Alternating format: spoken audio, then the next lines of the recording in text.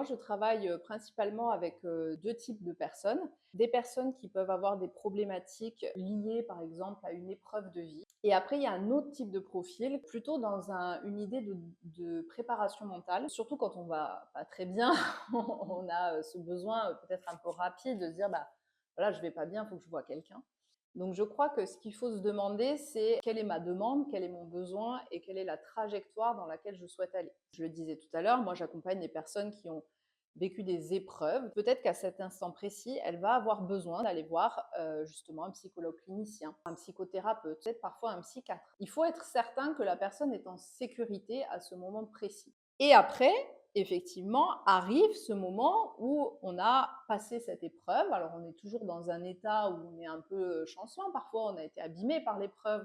Mais en tout cas, on a quand même cette énergie, cet élan de vouloir aller vers quelque chose. Justement, comme ce que moi je propose, le travail au travers de la PNL, du coaching, donc vraiment l'accompagnement de la personne de façon progressive à l'amener vers quelque chose qui va être plus de la mise en mouvement, du réalignement aussi.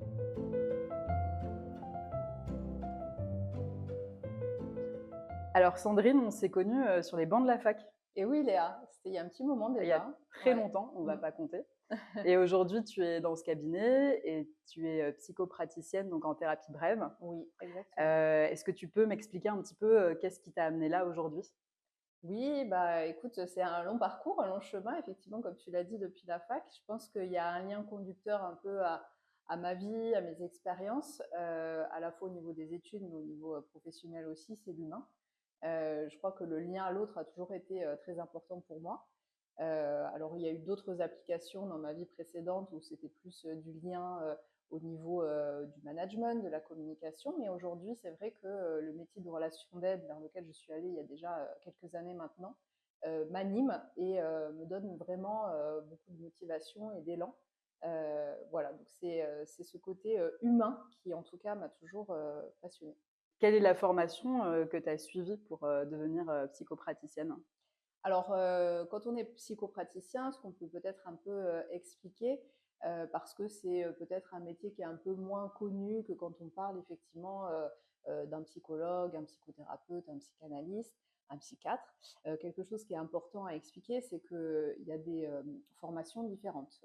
Effectivement, il y a les formations qu'on connaît, qui sont des formations dites universitaires. Et puis, quand on devient psychopraticien, on entre plutôt par ce qu'on appelle une spécialité, un cadre de référence. Et moi, c'est la PNL, donc la programmation neurolinguistique, vers laquelle je suis allée.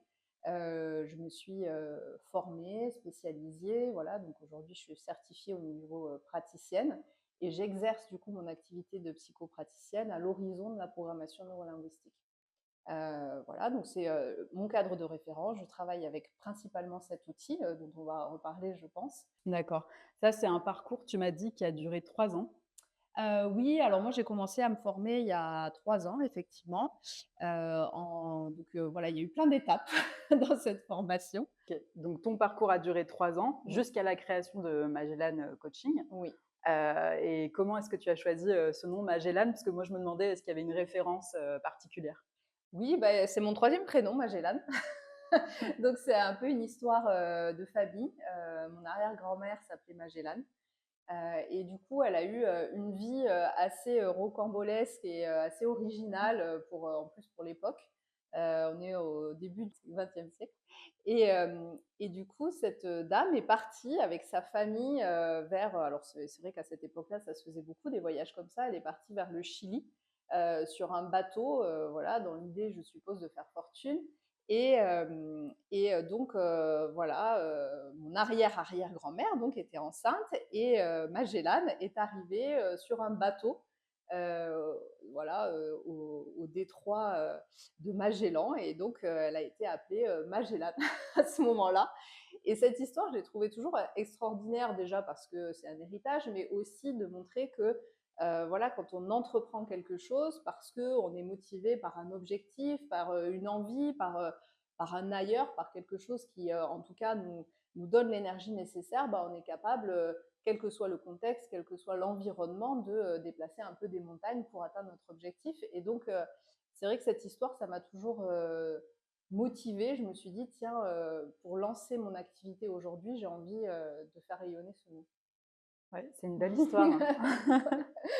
Donc après ce parcours donc très riche, hein, que tu as eu diverses expériences professionnelles et tout ça, donc tu es maintenant, psychopraticienne, et qu'est-ce que c'est, exactement? C'est quoi la différence, avec un psychothérapeute, par exemple? En fait, nous, on travaille vraiment à l'horizon d'une pratique.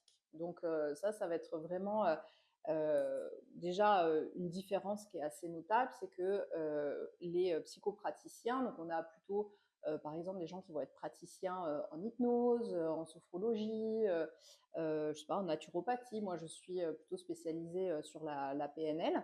Et puis, on peut avoir aussi plusieurs cadres de référence. On en reparlera un peu plus tard, mais moi, je suis en train justement d'aller vers le niveau de praticien en hypnose. Donc ça va être un cadre de référence qui va se rajouter à ce que j'exerce déjà. Donc être psychopraticien, c'est travailler sur des problématiques psy, des choses qui encombrent à un moment donné de la vie des gens, qui leur posent un problème. Et ils viennent nous voir pour travailler sur ces problématiques. Et donc, nous, on vient vraiment à l'horizon de notre pratique les accompagner. Ce qui est très important, c'est de définir le cadre et la différence aussi avec les autres métiers qui sont des métiers qui, voilà, qui sont plutôt de l'ordre médical, en un sens. C'est-à-dire que, par exemple, un psychothérapeute, un psychologue clinicien ou un psychiatre aussi, qui est un médecin, ont des possibilités d'accompagner les gens plus dans le soin, dans l'aspect médical. Donc, par exemple, poser des diagnostics sur des troubles, sur des maladies, venir accompagner des gens justement qui ont des maladies. Voilà. Et du coup, ça, c'est des choses qui sont extrêmement importantes. C'est que nous, en tant que psychopraticiens, il faut qu'on sache où est notre cadre, où est notre limite.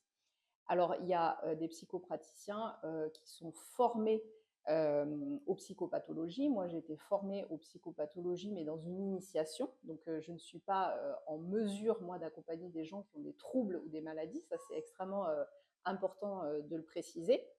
Mais en revanche, comme je me suis formée, j'ai la possibilité de comprendre et de reconnaître des personnes qui, justement, vont manifester ce genre de problématiques. Et donc, là, c'est notre devoir et notre responsabilité de devoir rediriger ces personnes vers, justement, des professionnels qui vont pouvoir les accompagner. Le cadre et l'éthique est très important, justement, aussi, et de faire bien attention à bah, la différence dans la pratique qu'on peut avoir aussi avec d'autres métiers. Donc finalement, quel est le profil, des personnes avec lesquelles, tu travailles? Tu peux aider des personnes qui sont dans quel état d'esprit? Moi, je travaille principalement avec deux types de personnes. Des personnes qui peuvent avoir des problématiques liées, par exemple, à une épreuve de vie. Ils ont traversé quelque chose qui a été compliqué.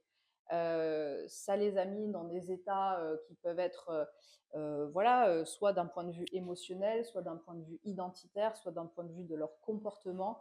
Il y a quelque chose qui, en tout cas, voilà, pose un problème.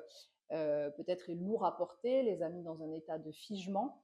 Et donc là, je les accueille au moment où ils ont cette volonté de vouloir aller vers quelque chose de nouveau, mais c'est compliqué pour eux. Donc arrivent ces états de je m'auto-sabote, je procrastine, je suis incapable, plus jamais pour moi. Donc voilà, il y a beaucoup de sujets autour aussi des croyances, des valeurs, de l'identité, je le disais. Et donc, du coup, par à la fois la PNL, mais aussi moi, je suis coach certifié et je travaille avec les techniques du coaching.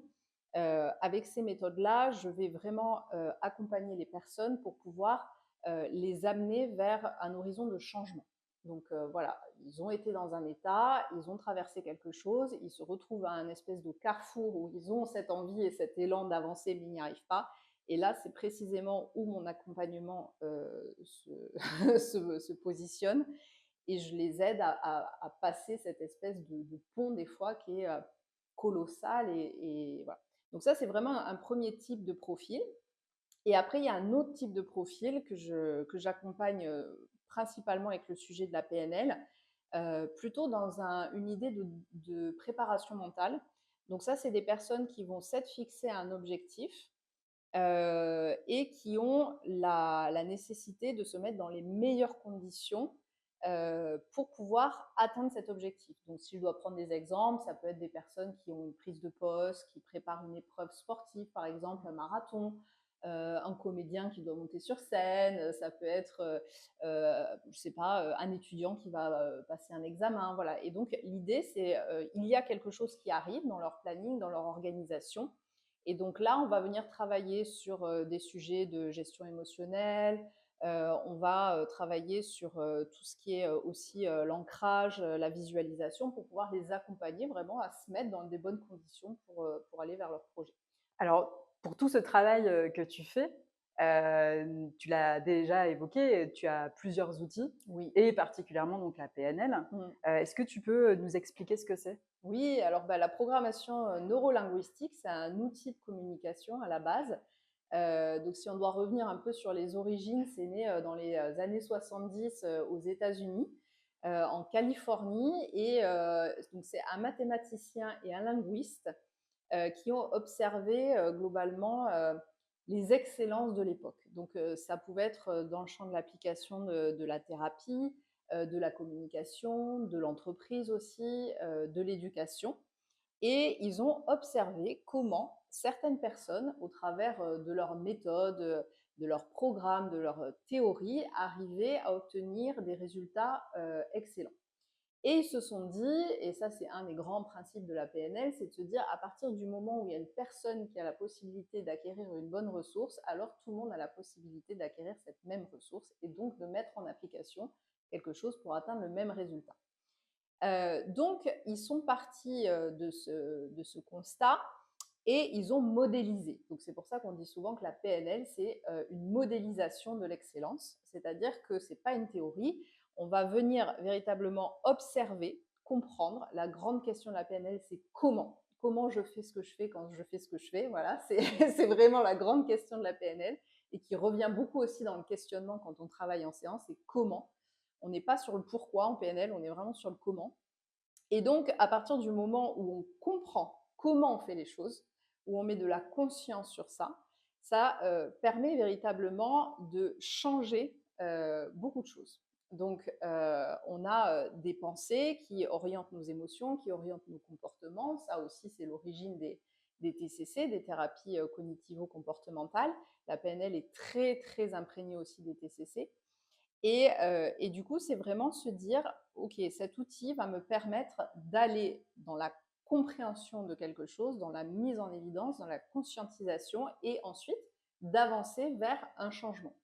Donc la PNL, c'est un outil qui s'utilise dans plein de champs d'application, beaucoup en management aussi, en communication, en négociation, voilà. Donc il y a d'autres cadres dans lesquels la PNL est très utilisée, l'éducation aussi. Mais en tout cas, la thérapie est très imprégnée de la PNL, et c'est pour ça que moi, je me suis spécialisée en tant que thérapeute dans le sujet de la PNL, parce que ça aide beaucoup pour les personnes qui justement ont ce besoin de compréhension et d'aller de l'avant. D'accord, donc Voilà. est-ce qu'on peut espérer par exemple une reprogrammation mentale Oui, c'est un peu. Alors ça, c'est le c'est le principe en tout cas d'époque de Bandler et Grinder, qui sont les pères fondateurs de la PNL. C'était vraiment, voilà, c'est encore une fois un mathématicien et un linguiste, et donc il y a quand même cet aspect de dire bon bah voilà, comme le cerveau fonctionnerait comme un ordinateur, bah, on peut se dire qu'effectivement quand on a programmé certaines choses d'une certaine façon, et ben tout ce qui a été programmé peut être déprogrammé pour être reprogrammé. Donc ça, c'était un peu le postulat de l'époque. Bon, aujourd'hui, on voit qu'il y a quelques nuances sur ce sujet parce qu'il y a eu des évolutions. Hein. La PNL date des années 70, donc il y a eu quand même des évolutions là-dessus. Mais en tout cas, le grand principe, c'est un peu ça, c'est de se dire qu'on va mettre quand même en évidence en gros tout ce qui a été programmé à l'horizon de notre culture, de notre éducation, de la société dans laquelle on a évolué, enfin de tous ces filtres en fait qui nous créent des filtres de perception et qui nous donnent une perception qui est totalement subjective du monde. Et tout le travail avec la PNL, ça va être de mettre en évidence justement nos fonctionnements conscients et inconscients, et de venir, progressivement, peut-être venir, changer ou en tout cas ajuster certains de ces filtres pour que notre quotidien, quand on rencontre un problème dans notre vie, qu'elle soit personnelle ou professionnelle, nous permette, justement d'avoir un peu plus d'agilité, de fluidité, dans ce qu'on entreprend, donc soit au niveau de nos pensées, nos émotions, ou nos comportements. OK. Et à part la PNL, Mmh. est-ce que, tu as, d'autres outils, dans ta besace? Oui, oui, oui, c'est un peu, c'est un peu l'eau du psychopraticien, c'est que nous, on travaille à l'horizon de beaucoup d'outils. Alors moi, je me suis, formée, aussi à la process communication, donc ça, c'est un outil qui est assez intéressant. C'est plus, pour comprendre un peu à l'horizon des profils, sociaux, psychologiques, on va dire. Et du coup, c'est intéressant de cet outil dans la compréhension, de comment on évolue. Alors, on se comprend soi-même, donc on comprend aussi le monde, en fait, donc la compréhension à l'autre. Donc ça, c'est un outil qui aide beaucoup quand, il y a des, sujets notamment de communication complexe, de conflits. Voilà, ça permet d'apporter des clés qui éclaircissent beaucoup de choses. Dans les relations aussi, par exemple dans les entreprises, quand, il y a des choses qui fonctionnent mal, voilà, ça aide beaucoup. Donc ça, j'utilise pas mal. La communication non violente aussi, la CNV, la respiration consciente, voilà, que j'utilise aussi, quand il s'agit de travailler plutôt sur, le sujet de la gestion émotionnelle. Et après, la PNL, comme je disais, ça a été modélisé sur, différentes théories, différentes pratiques, notamment la systémie. Donc la PNL est très, infusée de systémie, d'hypnose puisque, en très, très grande partie, ça a été modélisé sur Milton Erickson, le père, fondateur de l'hypnose, utilisée aujourd'hui, l'hypnose ericksonienne. Donc la grande différence, avec, l'hypnose quand même, c'est que, l'hypnose, on va partir dans des états modifiés de conscience quand on est en séance en hypnose, vraiment pour venir, mettre en lumière des schémas de fonctionnement inconscients. En PNL, on va aussi, utiliser des méthodes qui sont proches de l'hypnose, pour venir mettre en lumière ces schémas, de fonctionnement inconscient, mais par contre, on va toujours rester dans des états de conscience, quand on travaille en séance en PNL. Donc l'hypnose, et comme je le disais tout à l'heure, moi je suis en train de me former à l'hypnose, donc voilà, c'est quelque chose que je vais prochainement ajouter. Voilà, donc il y a un peu tous ces outils et l'analyse transactionnelle aussi que j'utilise, voilà, qui viennent, en tout cas, se compléter. L'intérêt, c'est pour moi, c'est d'être vraiment dans une approche assez intégrative et de se dire que quand on a quelqu'un qui arrive, avec une problématique dans sa vie, l'idée, c'est de pouvoir avoir la capacité en tant qu'accompagnant, thérapeute, de pouvoir prendre la personne à son instant et de pouvoir l'accompagner. Alors, soit dans son champ de compétences, soit évidemment, comme je disais initialement, de rediriger vers la personne nécessaire, mais voilà, de pouvoir accompagner la personne de façon assez intégrative. D'accord.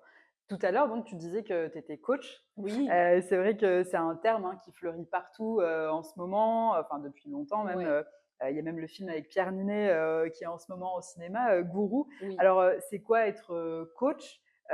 Qui peut se définir, aujourd'hui comme coach? Ouais, ça alors ça, c'est un sujet qui est passionnant, qui me passionne moi en tout cas, puisque j'ai vécu ce parcours.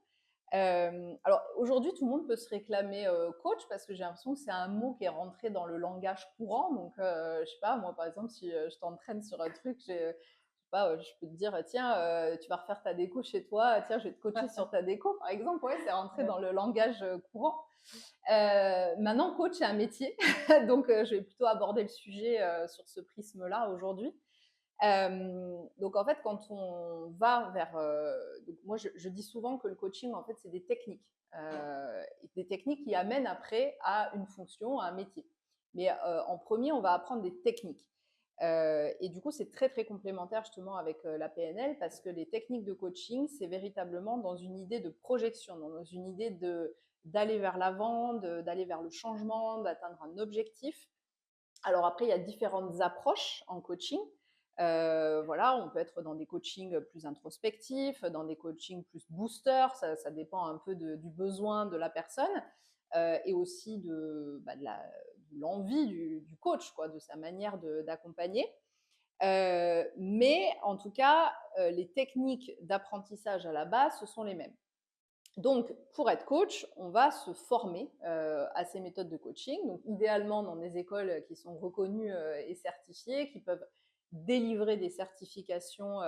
Alors, RNCP, quand on veut faire du coaching professionnel, c'est-à-dire intervenir dans les entreprises, ou alors ce qu'on appelle le coaching de relation d'aide ou de développement personnel. Alors là, on n'a pas une certification RNCP, mais si on vient de ces écoles qui sont reconnues, bah, on a quand même une formation qui est officielle et sérieuse. Donc voilà, ça c'est pour la formation.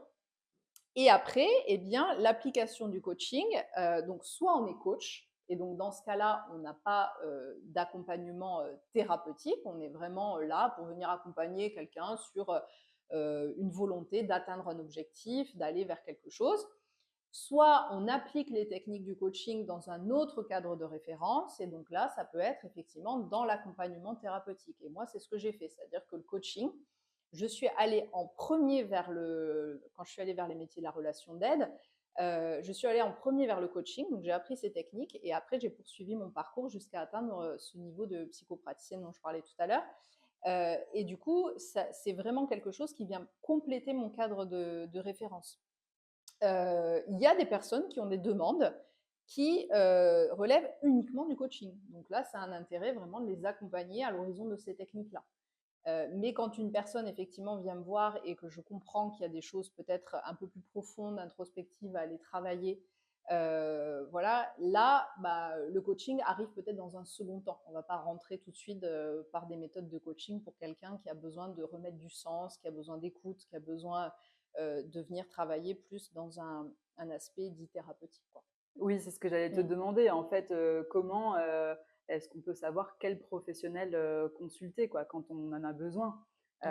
Voilà, est-ce que Mm. tu peux nous dire un petit peu quoi? Oui, bah, alors ça, c'est un vrai sujet aujourd'hui, hein. C'est-à-dire que euh, on est, surtout quand on va pas très bien, on a ce besoin peut-être un peu rapide de se dire, bah, voilà, je vais pas bien, il faut que je voie quelqu'un. Alors, soit on a les bons conseils de nos proches, amis, connaissances qui vont nous recommander quelqu'un de génial. Et effectivement, mais ce quelqu'un de génial peut être très bien pour quelqu'un parce que ça correspond à son instant de vie et pas pour une autre personne. Donc, je crois que ce qu'il faut se demander, c'est quelle est ma demande, quel est mon besoin et quelle est la trajectoire dans laquelle je souhaite aller. C'est-à-dire que effectivement, je le disais tout à l'heure, moi j'accompagne des personnes qui ont vécu des épreuves qui ne sont pas forcément des traumas, mais en tout cas des épreuves qui sont parfois, qui peuvent avoir des effets traumatiques en un sens. Et cette épreuve, peut-être qu'elle va nécessiter à ce moment précis de l'épreuve, quand on est par exemple une personne qui vit un deuil, une personne qui vit une dépression, peut-être qu'à cet instant précis, elle va avoir besoin, cette personne, d'aller voir justement un psychologue clinicien, d'aller voir un psychothérapeute, d'aller voir peut-être parfois un psychiatre. Voilà, en tout cas, de pouvoir traiter vraiment ce moment dit traumatique, parce que parfois on peut avoir des troubles qui arrivent. Voilà, donc il faut être certain que la personne est en sécurité à ce moment précis. Et après, effectivement, arrive ce moment où on a passé cette épreuve. Alors, on est toujours dans un état où on est un peu chancelant. Parfois, on a été abîmé par l'épreuve, c'est un peu complexe. Mais en tout cas, on a quand même cette énergie, cet élan de vouloir aller vers quelque chose. Alors là, c'est peut-être le temps d'accompagnement avec quelqu'un d'autre, justement, comme ce que moi je propose, le travail au travers de la PNL, du coaching, donc vraiment l'accompagnement de la personne de façon progressive à l'amener vers quelque chose qui va être plus de la mise en mouvement, du réalignement aussi, parce que parfois on est désaligné, voilà, et c'est important de se réaligner pour pouvoir avancer. Donc c'est là où véritablement ça a un intérêt de comprendre, d'essayer de comprendre, c'est pas toujours facile, mais d'essayer de comprendre où on en est, dans quelle direction on veut aller. Et parfois, je vais donner un exemple assez concret. Moi, j'avais accompagné une personne, c'était assez intéressant parce qu'elle était arrivée avec un sujet émotionnel et ça avait un impact très complexe dans sa vie professionnelle. Donc, on a travaillé beaucoup sur ce sujet-là. sur comment la gestion de ses émotions avait un impact dans sa vie. Petit à petit, voilà, au fil de l'accompagnement, les choses se sont modifiées pour elle. Ça s'est même transformé. Elle a été vers des objectifs qu'elle s'était fixés. Puis, à l'issue de cet accompagnement, qui était du coup très positif pour elle, elle me dit: «Eh bien moi, maintenant, ma volonté, ça va être de venir, travailler sur, mon histoire, mon passé, venir comprendre». Et donc là, elle est partie dans l'autre sens, c'est-à-dire d'aller vers le pourquoi. Et donc là, c'est un accompagnement qui nécessite d'aller voir, plutôt, soit un analyste, voilà, un psychanalyste, je ne sais pas quelle est la personne qu'elle a choisie, mais en tout cas, c'est ce type de profil. Donc, c'est intéressant vraiment de partir toujours de la personne, de sa demande, de son besoin, de savoir si nous, en tant qu'accompagnants, on a la possibilité, les capacités, l'expérience nécessaire pour accompagner le besoin précis ou pas. Je donne un dernier exemple, quelqu'un qui aurait vécu une dépression, moi je n'accompagne pas, encore une fois, des personnes qui sont en dépression, ça relève vraiment de l'autre champ d'application, euh, parce que parfois en plus il faut qu'il y ait un accompagnement médical sur ces sujets. Mais en revanche, on peut très bien, et encore une fois, de travailler de façon intégrative, c'est-à-dire qu'une fois que la personne peut-être euh, a un petit peu progressé dans son chemin de vie, que cette dépression, elle est peut-être un peu plus derrière, qu'elle a à nouveau cette motivation d'aller vers quelque chose. C'est nécessaire qu'elle continue quand même d'aller voir la personne qui l'a accompagnée pendant sa dépression, mais moi, je peux venir me rajouter pour pouvoir accompagner la personne à aller vers ce changement, cet ailleurs nécessaire. Donc voilà, on peut aussi travailler en symbiose presque, en tout cas en association avec d'autres personnes. Et on en reparlera, mais c'est un peu le thème aussi du cabinet ici que j'ai intégré, quoi. C'est vraiment d'être dans l'intégratif. Ouais, mais j'allais rebondir sur ça Ouais. justement, parce que tu viens d'intégrer le centre santé psy, Passy Trocadéro Ouais. et donc c'est là où on est en ce moment, d'ailleurs dans cet endroit qui Oui. est très, beau et puis apaisant. Ouais. Est-ce que tu peux nous parler de ce cabinet, où tu travailles? Oui, alors c'est un cabinet avec une philosophie que je trouve intéressante.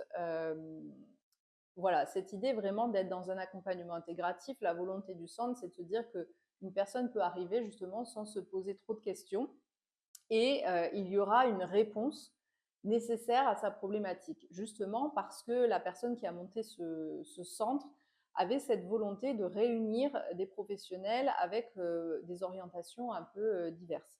Donc il y a une base quand même importante de psychologues cliniciens ici.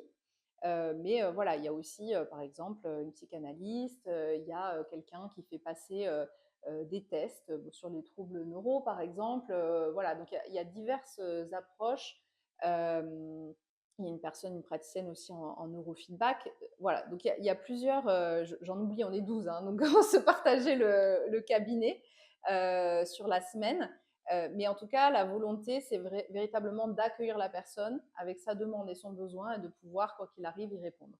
Et donc moi, j'ai rejoint ce cabinet récemment, au mois de janvier, et je suis très heureuse voilà, d'apporter cette brique qui n'existait pas jusqu'alors dans le cabinet, qui est plutôt à l'horizon de voilà, d'amener les personnes vers une perspective, un ailleurs de changement, d'atteinte d'objectifs au travers des méthodes que j'utilise. OK. Donc ici, il n'y a pas de guerre de chapelle, quoi. Il n'y a pas de guerre de chapelle et je trouve que c'est intéressant parce que c'est vrai que c'est un vrai sujet. La guerre de chapelle, et certainement à raison, hein, voilà. Mais en tout cas, c'est pas le cas ici et du coup, ça crée des liens et des connexions intéressantes, notamment quand on travaille en intervision, notamment de pouvoir mettre un sujet sur la table et de pouvoir comprendre en fait à l'horizon des métiers, des méthodes, des apprentissages des uns et des autres, comment on peut effectivement accompagner du mieux une personne. Donc, ouais, je pense que c'est en tout cas, c'est de plus en plus la tendance en vrai. Hein.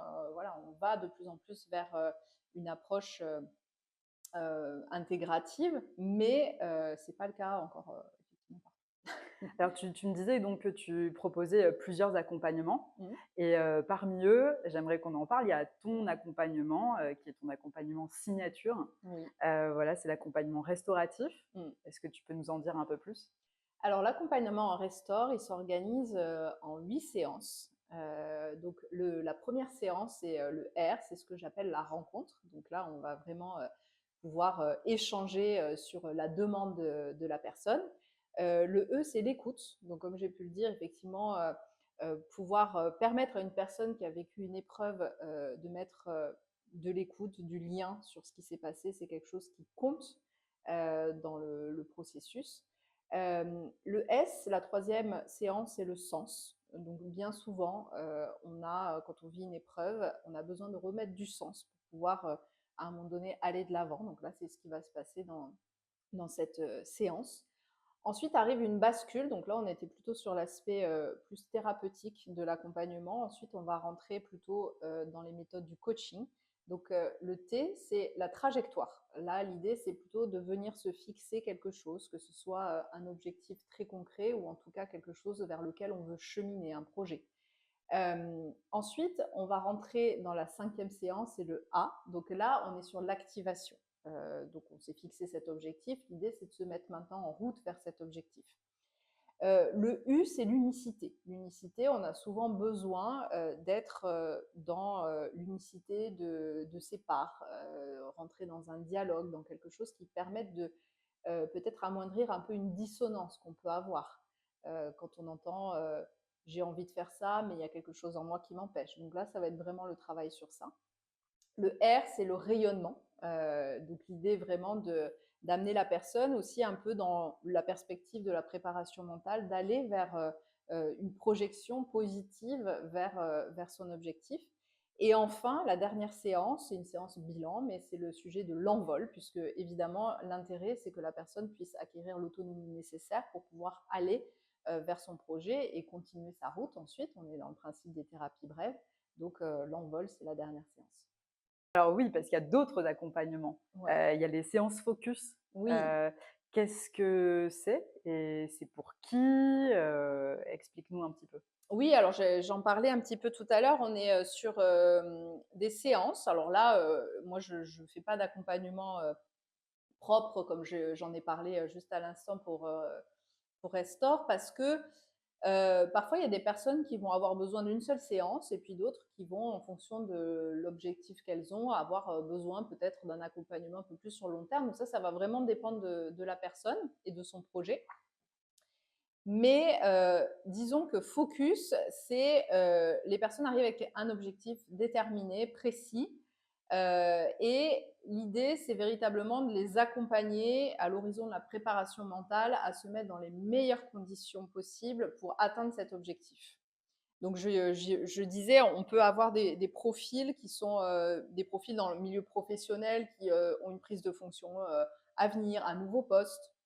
On peut avoir aussi des personnes qui ont un examen à préparer. On peut avoir des personnes qui, je ne sais pas moi, préparent une épreuve, un marathon ou une épreuve de vie aussi. Des personnes qui vont passer un examen médical ou une opération aussi. Ça peut être aussi voilà, quelque chose qui nécessite de faire une préparation mentale à cet horizon. En tout cas, l'objectif, il est fixé, donc il n'est pas à déterminer. Le travail ne va pas consister en ça, mais plutôt vraiment à mettre les personnes dans les conditions nécessaires.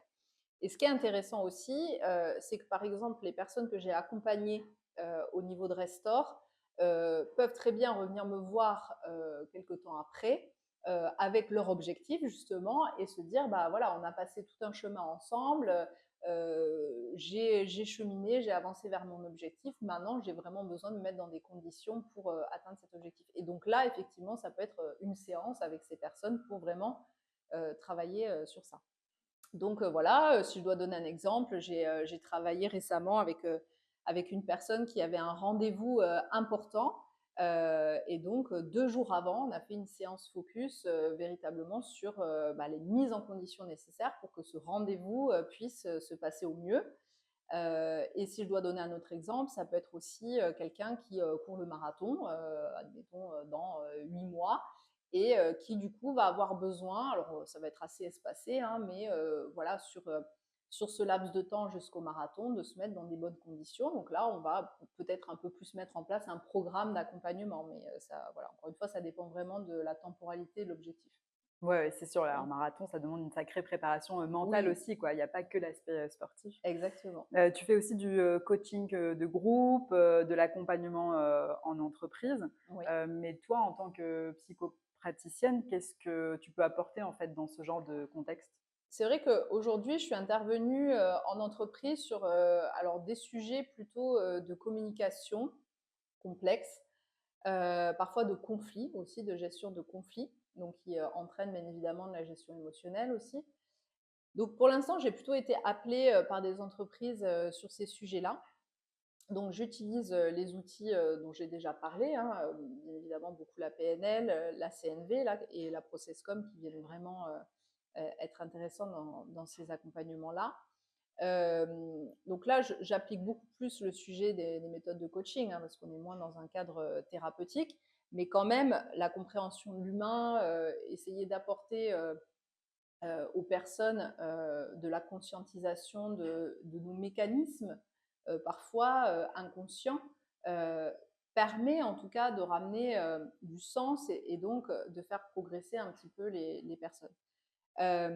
Donc ça, c'est plus le milieu de l'entreprise, mais j'accompagne en ce moment aussi un groupe de femmes. Donc moi, je vis à Saint-Ouen et je travaille avec une association qui s'appelle Parenthèse ouverte, qui a monté tout un programme d'accompagnement pour les mamans solo. Donc voilà, il y a des groupes de parole, il y a des sujets plutôt bien-être, de l'accompagnement plus administratif, et puis il y a de l'accompagnement en coaching.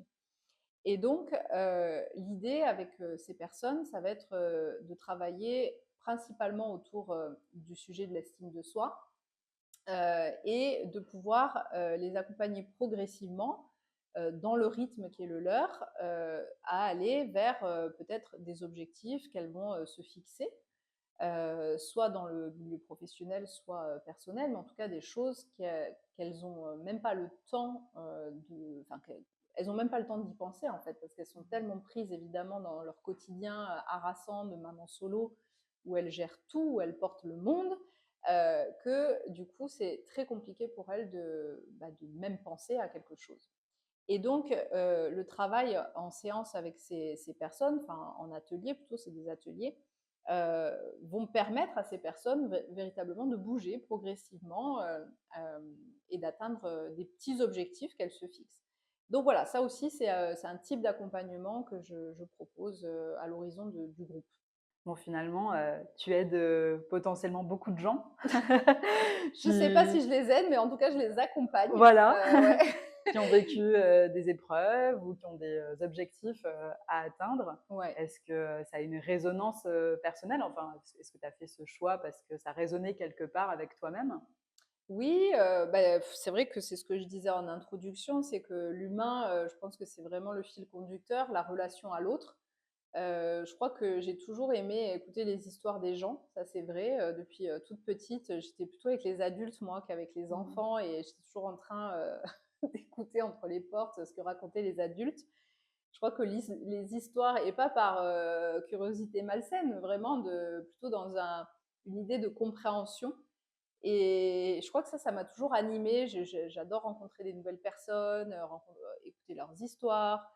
Et je crois que du coup, d'être allée vers ces métiers de la relation d'aide, ça me permet ça, ça me permet de rencontrer des gens et du coup, en plus, de les accompagner dans des chemins de vie. Et c'est vrai qu'il y a un côté, quand une personne, effectivement, à l'issue d'un accompagnement, voilà, je vois la personne aller vers une transformation, un changement, une atteinte d'objectifs. Bah, il y a un côté où on se dit, bah voilà, on n'a pas été inutile dans les derniers mois de notre vie, quoi. On a permis à une personne, en tout cas, d'atteindre ça. Et donc, ça, c'est quelque chose qui est positif pour moi. Ça m'apporte, oui, beaucoup de ressources et d'énergie. Alors du coup, si on est intéressé, par un accompagnement avec toi, Sandrine, comment on fait? Comment est-ce qu'on te contacte? on se retrouve où? Oui, et bien, alors, il y a, des plateformes sur lesquelles je suis référencée. Donc il y a Hello Soin, par exemple, on peut me retrouver sur Hello Soin, pour réserver, une séance, soit focus, soit un accompagnement avec moi. Mon site, bien évidemment, hein, magellancoaching.com, voilà, il y a toutes les informations, Instagram, j'ai un compte Instagram. Voilà, donc on me retrouve, Magellan Coaching assez, facilement. Et effectivement, comme je le disais, je pense que vraiment la connexion avec son thérapeute est quelque chose d'absolument essentiel. Voilà, on l'a dit souvent, c'est, ce qui fait, en grande partie le succès d'une thérapie, c'est d'abord le lien qui peut s'établir entre, la personne accompagnée et son thérapeute. Et donc moi, je tiens à ça véritablement, et c'est pour ça que je propose, ce temps, qui est un temps que j'offre, hein, c'est gratuit, ces séances exploratoires, mais vraiment pour que, on se rencontre d'abord, que, on se comprenne, que moi j'explique comment je travaille, mon cadre, mes prix, enfin voilà, et que du coup la personne, comprenne si ça correspond à sa demande et à son besoin. Donc voilà, ces séances exploratoires, elles sont pas, juste là, pour faire beau, elles sont vraiment, pour, voilà, pour aider aussi dans le reste, dans la fluidité après d'une séance ou d'un accompagnement. Il y a quelque chose que tu voulais, ajouter sur un sujet en particulier? Peut-être expliquer aussi, mon mode opératoire, c'est-à-dire que, bah, moi je travaille sur des séances d'1 heure et demie. Pourquoi? Parce que, comme je le disais, j'ai une méthode qui nécessite une mise en pratique. Donc, l'heure et demie, elle est nécessaire parce que on va être, vraiment d'abord dans une écoute, dans une compréhension, de quelque chose, et puis après on va être dans une mise en pratique. Et donc ça demande du temps, de l'intégration, voilà, de l'exercice. Et c'est vrai que parfois les gens peuvent être surpris d'1 heure et demie. C'est vrai que c'est une séance qui peut être longue, mais en tout cas qui est nécessaire, en tout cas dans le type d'accompagnement que je propose. Donc voilà, ça c'était peut-être, un cadre qui était, important à repréciser. Voilà, donc non, je pense que c'était tout. Ben, il y avait déjà, beaucoup de choses à dire et puis vraiment très intéressantes et j'espère que ça donnera envie à beaucoup de gens, qui ont besoin d'être accompagnés, de venir te voir. Eh bien, je le souhaite aussi. En tout cas, je serais ravie de vous accueillir. Alors moi, je travaille soit en visio, soit, ici, tous les samedis, dans le cabinet, Centre Santé Psy, qui est rue Vineuse dans le 16e. Voilà, donc je serais vraiment ravie de vous accueillir, ici, ou alors, bah, le reste, de la semaine, en visio. Voilà. À Merci bientôt peut-être. Sandrine, Merci à beaucoup Léa. bientôt. À bientôt.